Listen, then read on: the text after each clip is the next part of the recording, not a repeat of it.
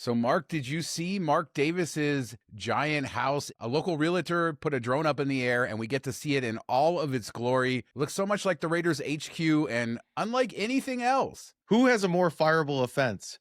Mark Davis's barber or Mark Davis's home designer? Oh, come on, Mark. This is as Raiders in Vegas as you get.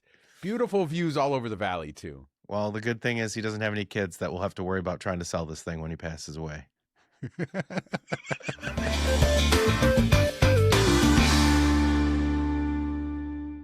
Happy Wednesday, everybody. And let's start off with some Vanderpump Hotel updates. They put the crest on the side of the building, Mark, so we're getting ever so close to the debut. And Vital Vegas was there. He shared a picture of the chandeliers. We have an update.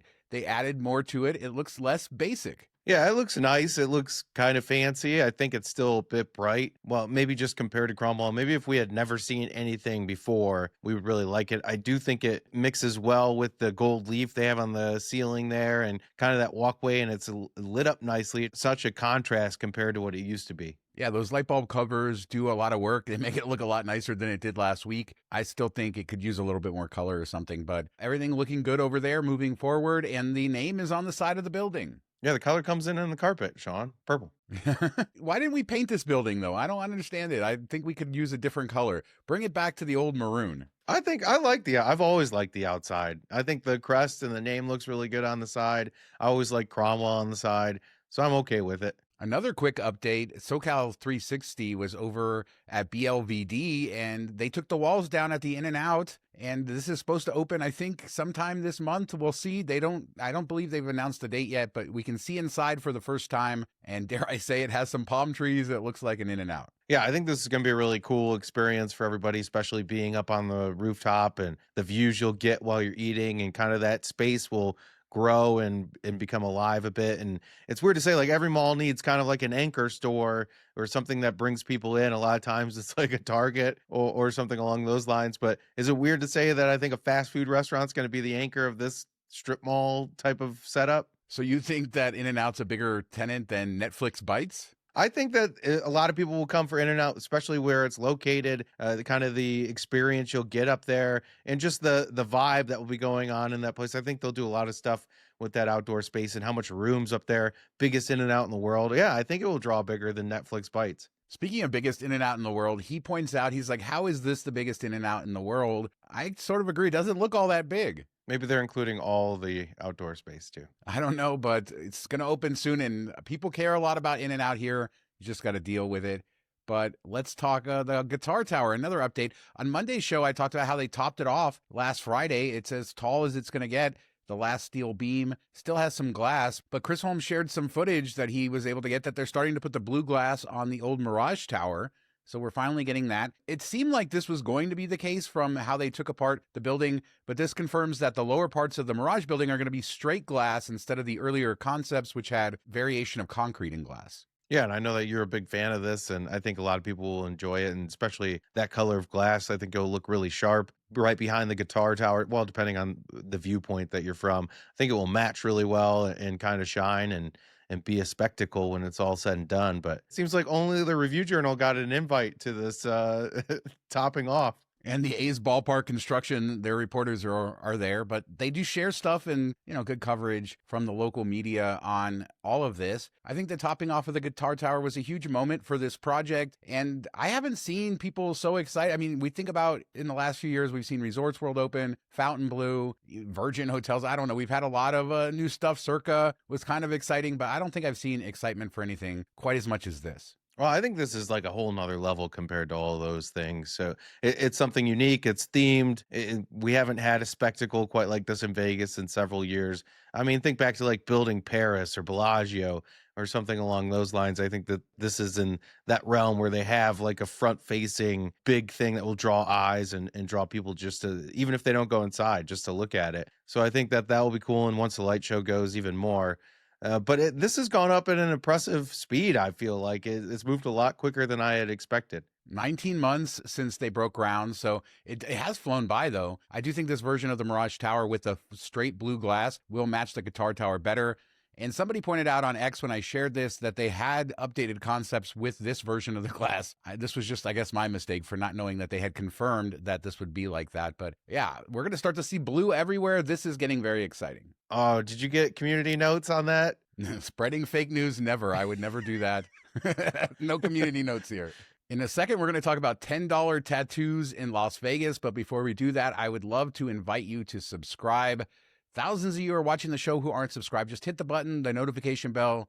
You'll learn when we release a new video. But let's talk about $10 tattoos. This is at Coolsville Tattoo. Now, I've seen this place in the Arts District. I think I even have some B-roll of it at the Arts District. But I looked it up. They have like several locations around town doing these $10 tattoos. They have this whole menu. Vegas Valuations went there and they were brave enough to get the $10 tattoo. Would you do it? No, but I could see why people would want to, and I think it's a good idea. And it's kind of like, hey, here's simple designs for $10. Here's a little bit more for $20, and I kind of like that setup. And if you have something specific you want that you go in there, then it's probably going to cost a lot more. But these, I'm sure, are done in a couple minutes and really easy and kind of a Vegas memory that you can last. They can take with you forever. So I think it's a fun idea. Yeah, I mean, I guess the downside of this is maybe it's too cheap and that you make a decision that you're not happy with later. Like the cost to do it isn't enough. But yeah, simple designs. I don't know. Has anybody out there done it? I was on a Virgin cruise a couple years ago, almost got a tattoo on the cruise ship. So this isn't much different. The cost to do it is not enough. Well, $10, Sean. I mean, that's like half a beer. That's what I'm saying. It's too cheap. So you can make dumb decisions when it's only $10. You can tat yourself up with all the simplest little things. All right, let's get. Do they have the teardrop for you that you can get on there for $10? I'm sure. I think she got like a little heartbeat waveform or something like that. But yeah, good times. Vegas Valuations, they're always having a good time. Well, you left me with no good transition to this next story, Mark, so we're just going to go right into it. Dolly Parton has canceled her Vegas residency. Remember, she had postponed it and then rescheduled it at the Coliseum for September of this year.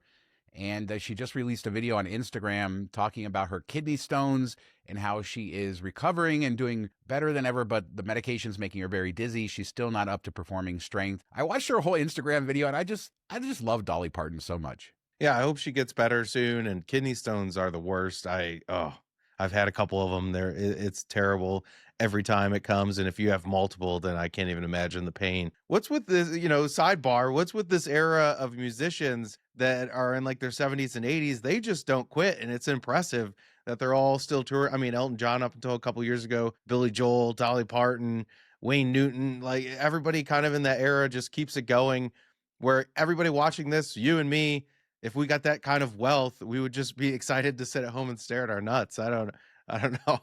Stare at our nuts. Community note me if I'm wrong, but I think there's more money than ever in performing these days. Maybe this is tempting. Of course, previous generations, I grew up, my mom always listened to oldies and all the oldies bands from the 60s would tour. So this isn't, I don't think, anything new, but I think that they're cashing in, making more money than ever under this current scheme that we have with tickets. Yeah, that's probably true. And I'm sure when you perform to the audiences like they do, you kind of just miss that. And you see that with athletes too when they retire. It just isn't the same. They don't have that experience anymore. So the fact that they can go out there and do it, I just find it impressive. I couldn't imagine getting out of bed and putting on these grand shows when I'm almost 80 years old. So mad respect to all of them. This show is brought to you by Las Vegas Advisor. You can pick up the Las Vegas Advisor book. Hundreds of discounts downtown, the strip, off the strip, dining, gaming, hotels, everything else. 10% discount with the code MTM. $45 to save hundreds all around Vegas. Always good deals in there. So we've talked about your recent trip to Vegas, Mark. We talked about the Four Queens and all kinds of other stuff.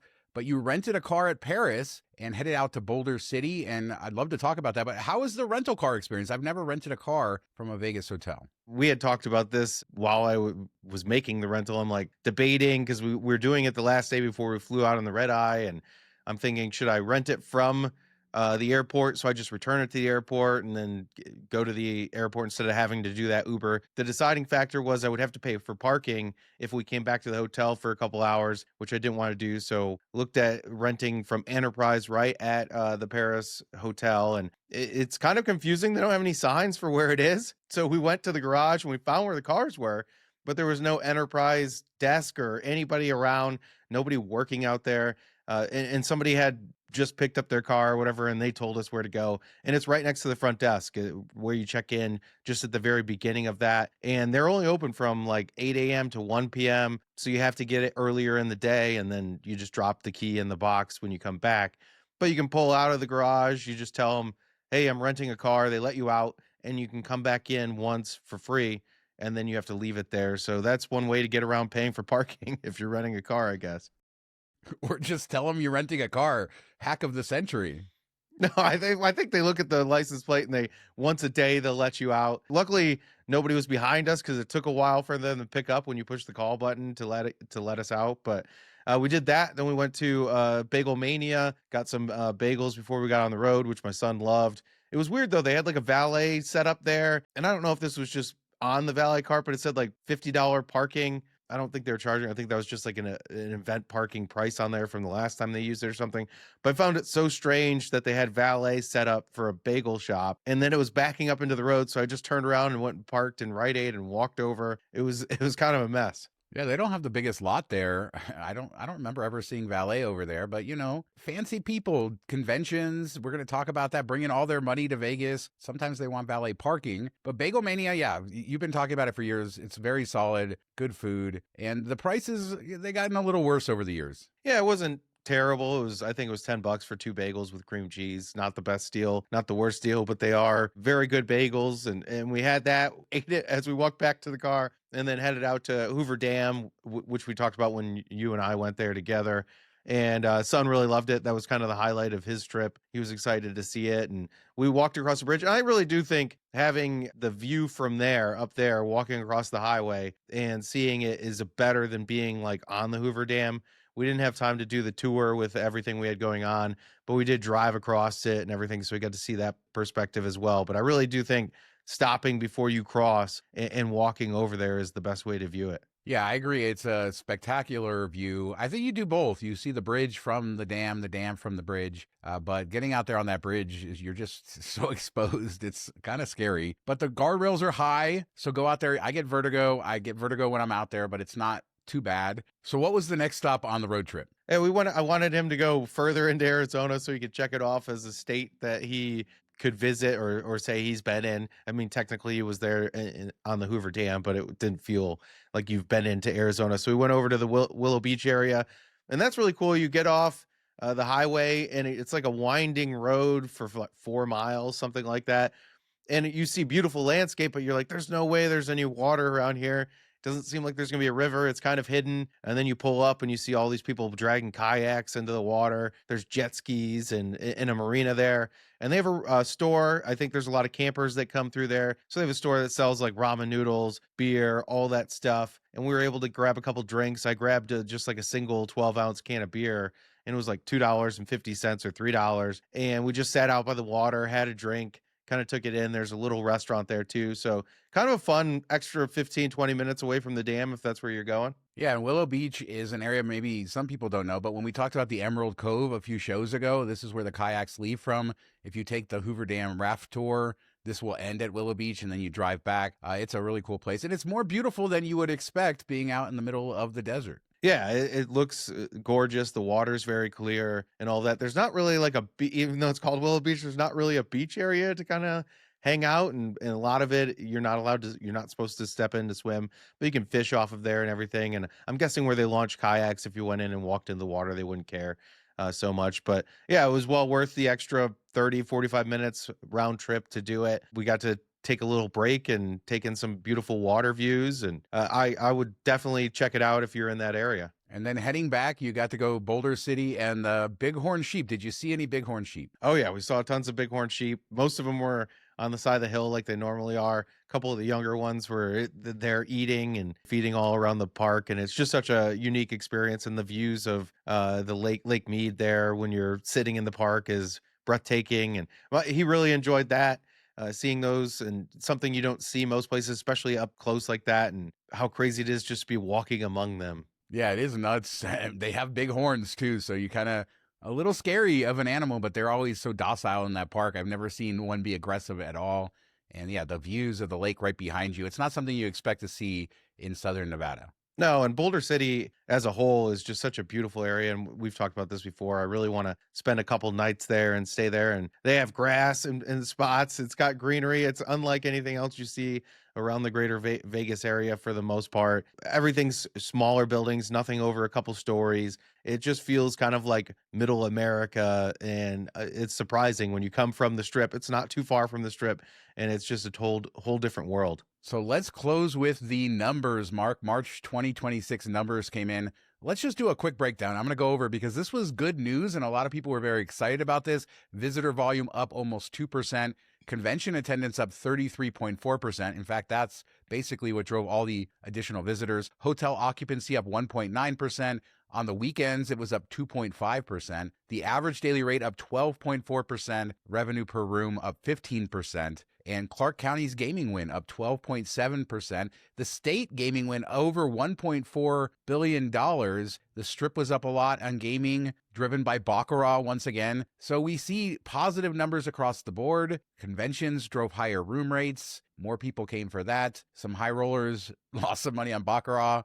And then it just all magically looks good. But the problems that we've sort of been dealing with the last few months didn't disappear here. It was cool seeing the convention attendance be up so much, and that, like you said, drove everything. Without the convention attendance, they would have been down quite a bit. So that's interesting to see. Baccarat, for whatever reason, I don't know if they're flying in the same players over and over, and they're terrible at the game, or what's going on there, but it's just been a big boon the last 6 months, I would say, at least. That's a game that isn't supposed to have such a huge house advantage. It's one of the better games for player return, and they're still getting, what is it, like 15 or 20% win rate there. So they must be doing a whole bunch of side bets or something. The K-shaped economy is real here, and you can see it when you're not relying on the tourists. Now we're paying more money for rates. Everything is sort of going up. Obviously, the high end on the Baccarat, this is, I don't know, is this like the 5th or 6th month out of the last 8 or 9 that we've seen this sort of thing? Like the gaming revenue is up, and it's because of Baccarat. So that is crazy. And, you know, downtown, we talk a lot about the slot influencer effect, and the places like El Cortez and higher bets. Their win was up almost 21% year over year downtown. I mean, there's nothing bad to say about March. It just means that the wider sort of factors that were of concern to the city still are there. We've been getting some earnings calls, not a lot of guidance, but it does seem like they are more positive about this summer, although the world events are still leaving so much up in the air. Yeah, it was interesting to see that the airport traffic was down a decent chunk, but overall visitors were up. So more and more Californians driving in, I guess. Yeah, specifically 5.7% more. I love how you can break down all these numbers and see the mixture, but that's kind of surprising. Oil prices weren't quite spiked yet, so we'll see how those numbers, like now, when you're looking at $6 a gallon living in California, that's going to impact Las Vegas, I'm sure. You know it's 10. But I'm saying, like, this is going to have a huge impact, I think, right now and going through the summer, unless oil prices come down. They weren't cheap back in March, but not quite to these levels. The last couple of weeks have sucked at the pump. The prices have skyrocketed, so I can only imagine California's getting hit twice as hard. Yeah, less flights into Vegas now with Spirit going away. Who knows what prices will be for the summer. But I think the headline here, great news for Vegas, showing positive signs of recovery. Still not out of the woods yet. A lot of headwinds for the rest of this year. Yeah, we'll have to see what Spirit does to Vegas numbers in May, because there's a lot of people that are probably scrambling that had booked flights, had everything else lined up, and to have that pulled out from under them last minute. Are they able to find a replacement flight? If they are, it's probably insanely expensive. So are they just canceling trips? And will that really affect what we see on visitor volume coming in May? What do you think? Yeah, I think we're about to see the crap hit the fan here, and we'll see how all these wider things are happening. Spirit had already cut way back at Harry Reid Airport, so they weren't even in the top 5 airlines anymore. So maybe it has less of an impact, but we don't know. I mean, just a lot of crazy things. And when Vegas can say, hey, the world is crazy, but our numbers are still decent. The state's gaming revenue, $1.4 billion, just insane numbers here. By all accounts, it's hard to complain, yet the internet will still say Vegas is empty. As one does for clicks. So let us know what you guys think about anything we talked about today. The chandeliers at Vanderpump Hotel, are they finally up to snuff? The In-N-Out, the largest one in the world, Boulder City, bighorn sheep, and the numbers. Leave a comment. We do 3 shows a week, Mondays, Wednesdays, Fridays, and we'll be back in a couple days with another show. Thank you so much for watching. Talk to you next time. Have a good week, everybody.